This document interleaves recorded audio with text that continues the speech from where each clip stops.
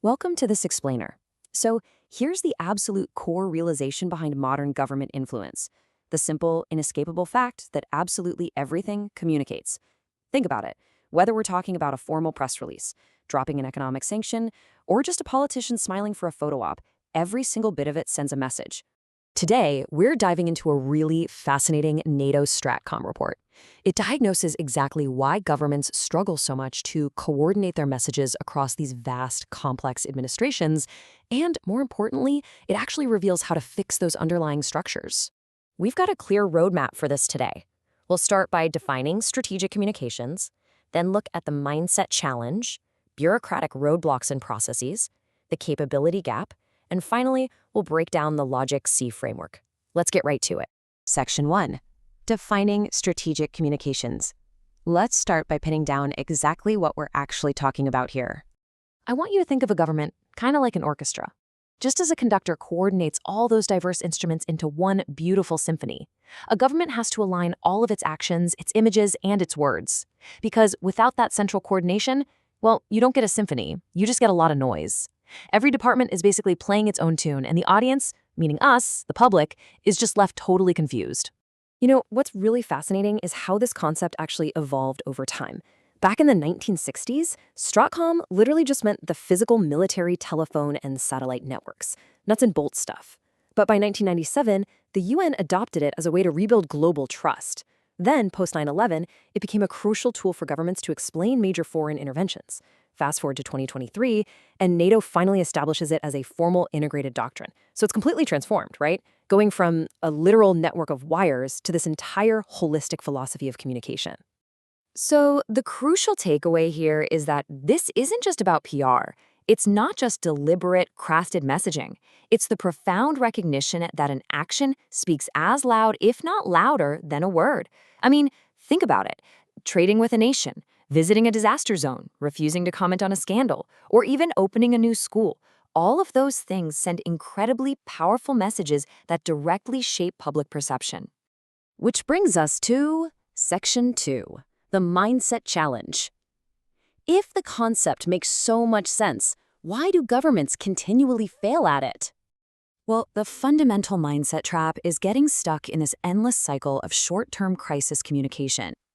Government officials often report that they are just so busy putting out immediate reactive fires, whatever the scandal of the day happens to be, that there is absolutely no room left to proactively build and communicate a long-term vision. Plus, the electoral cycle itself often forces leaders to think entirely in the short term, which pretty much kills any true strategic alignment. Former UK Prime Minister Tony Blair actually had a really great metaphor for this. He said, a strategic narrative is like a washing line, running the length of the entire government. Every single government action needs to hang on that central washing line to ensure a unified message. The idea is, if a policy or an action doesn't fit on the line, it just doesn't belong. Because if you force it, it's going to contradict the core message and totally confuse the audience. Moving on to Section 3, bureaucratic roadblocks and processes. Let's look at the structural issues that can totally ruin effective communication. Now, bureaucratic turf wars and siloed departments, they aren't just annoying for the people working there, they can have absolutely devastating real-world consequences. The report highlights the really infamous example of the FBI and CIA failing to share intelligence prior to the 9/11 attacks. When departments prioritize protecting their own turf instead of actually integrating their knowledge, the entire system just breaks down.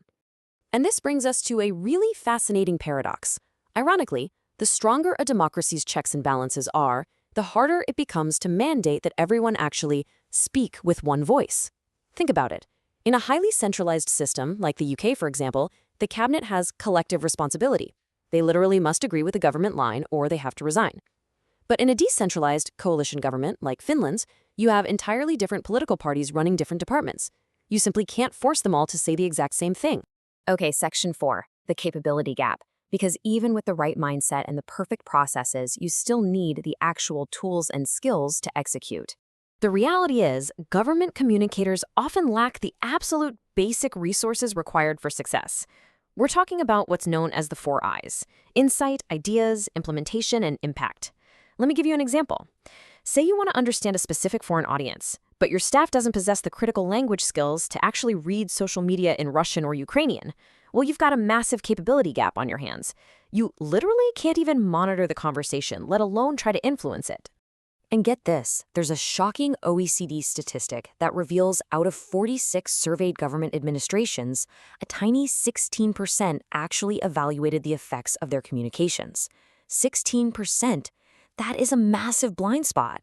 I mean, imagine spending millions of dollars on actions and campaigns and then never even checking to see if they actually worked or changed anyone's mind. It's wild.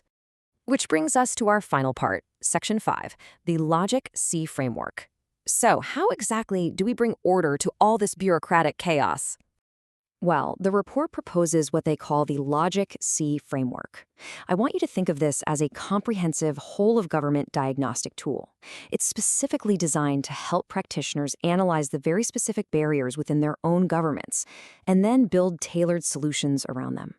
This framework basically lays out exactly what a high-functioning government needs. It starts with strong leadership to set the right tone at the very top. That then flows into an organization that integrates everything both vertically and horizontally. Then you need clear guidelines to standardize the rules, combined with integrated processes so that planning and execution actually happen together, not in isolated silos.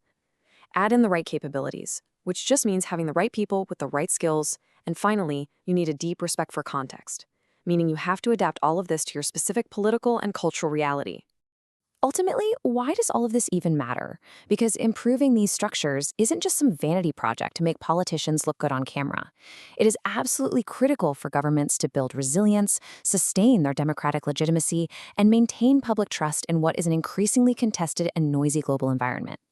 Because if you don't communicate your values effectively through your actions, trust me, someone else is going to step in and fill that void. So, I'll leave you with this final thought. Kind of like a new lens to analyze the political world around you. Next time you're watching the news, look past the press conferences, look past the tweets. Ask yourself, what are the actual actions of your leaders really saying? Thanks for joining me for this explainer today, and I'll catch you in the next one.